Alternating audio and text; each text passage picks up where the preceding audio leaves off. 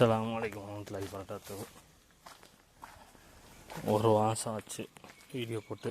ரம்ஜானால நோம் time video போட முடியல. இப்போதைக்கு நம்மள்ட்ட இருக்கவங்க இவங்க தான். என்னென்னா, இப்போ நம்ம கடைசியாக இது வாங்கிட்டு வந்தோம் பார்த்தீங்களா, இந்த குஞ்சுங்க வாங்கிட்டு வந்தோம் இதுலேருந்து, கரூர்லேருந்து. அதுவும் எல்லாமே காலி ஆயிடுச்சு. நம்மள்கிட்ட ரெகுலராக இருக்க இந்த மஞ்சள் கோழி இருக்குது. இப்போ அது வெளில வந்து சரி வெளியே அவுட் சைட்லேருந்து வாங்கிட்டு வரனால தான் இந்த கிளைமேட்டுக்கு செட் ஆக மாட்டேங்குதுன்ட்டு இந்த தடவை என்ன பண்ணேன்னா, இங்கே லோக்கல்லே வாங்கினேன். எல்லாம் சிறுவடையாக பார்த்து வாங்கியிருக்கேன். ஒரு 3 வாங்கி விட்ருக்கேன். அதே மாதிரி இதுங்களில் கோழி குஞ்சு பறிச்சதில் வந்து பார்த்திங்கன்னா, இங்கே ஆளக்கலாம் பூதி மட்டும்தான் மிஞ்சிச்சு. அதுவும் எல்லாம் செத்து போச்சு. அது என்னன்னு தெரியல, திடீர்னு ஒரு மாதிரி நோய் வருது, பட்டுன்ட்டு எல்லாம் செத்துது. நான் என்ன தான் ட்ரீட்மெண்ட் பண்ணி பார்த்தாலும் தாங்க மாட்டேங்குது. ஒன்றும் புரியல. இதை பார்த்தீங்கன்னு வச்சுக்கோங்களேன், எல்லாம் ஓடுறாங்க.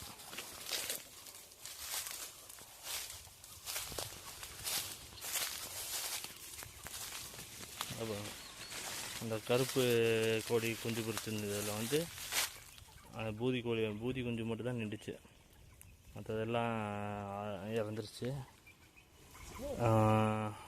என்ன இது என்ன ஒரு சொல்யூஷன்ட்டு ஒன்றும் புரியலை. இப்படியே பொழுதுனிக்கும் இறந்துக்கிட்டே இருந்துச்சுன்னா என்ன பண்ணுறதுன்ட்டு ஒன்றும் புரியல. அப்புறம் பார்த்தேன், யூடியூப்பில் நிறைய இதில் வந்து இந்த மருந்து வந்து சஜஸ்ட் பண்ணியிருந்தாங்க.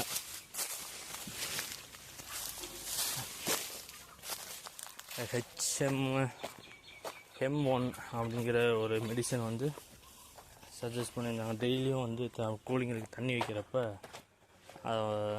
தண்ணீர் கலந்து வைக்க சொல்லியிருந்தாங்க. இதுதான் இந்த மருந்து தான். சரி, இதை வாங்கி இப்போ வச்சுக்கிட்டு இருக்கோம். இது வந்து வாரத்தில் 6 நாள் வைக்க சொல்லியிருக்காங்க. 1 லிட்டர் தண்ணிக்கு 5 ml கலந்து வாரத்தில் 6 நாள் வைக்க சொல்லியிருக்காங்க.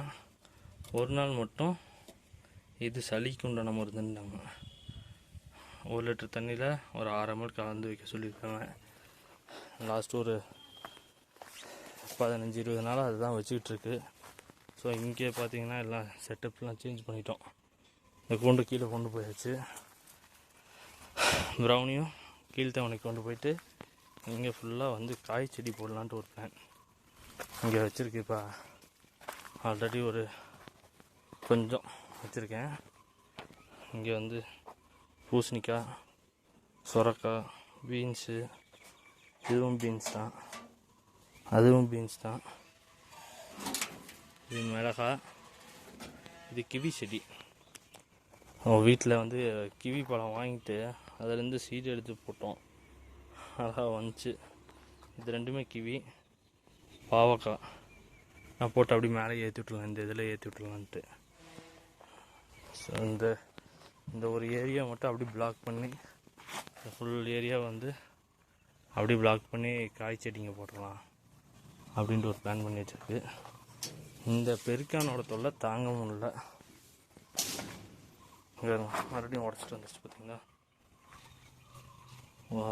எவ்வளோ தான் காரை போட்டாலும் இது என்ன பண்ணுறதுன்னு ஒன்றும் புரியல. முட்டை தான் இன்னும் யாரும் போடாமல் வச்சுருக்காங்க.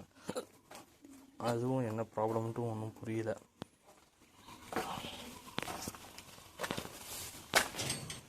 இங்கிட்டு பார்த்தீங்கன்னா அதே மாதிரி நம்மள்ட்ட ஒரு தக்காளி இருக்குது. அது தானாக முளைச்சது தான், காட்டுறேன். இங்கிட்ட இந்த சைடு வந்து பூச்செடிங்க, இங்கிட்ட பூச்செடி மட்டும் இங்கிட்ட வச்சு விட்டேன். இது ஃபுல்லாக இன்னும் வந்து சைடு ஃபுல்லாக குரோட்டன்ஸ் போட்டு இந்த வேலையை எடுத்து அங்கே மாற்றணும், கோழிங்க எதுவும் கடிக்காமல் இருக்கிறதுக்கு. இதுதான் அந்த தக்காளி செடி. நாங்கள் விதையெல்லாம் போடல, தானாக முளைச்சது. எவ்வளோ பெருசு முளைச்சிருக்கு பார்த்தீங்களா. சைஸ் பார்த்தீங்கன்னா இந்த சைஸ் தான் இருக்கும். இதுதான் சைஸ், ரொம்ப சின்னதாக தான் இருக்கும். பழமே சின்ன சின்ன பழமாக தான் இருக்கும். சரியான புளிப்பு அதிகமாக இருக்கும் இதில். பார்த்தீங்களா இந்த சைஸ்லேயே பழுத்து இங்கே இருக்கு. செர்ரி சைஸில் தான் இருக்குது, ஆனால் நல்லா பழுத்துருது. அதை தூக்கி கட்டி விடணும், அப்படி தரையிலே வந்துருச்சு.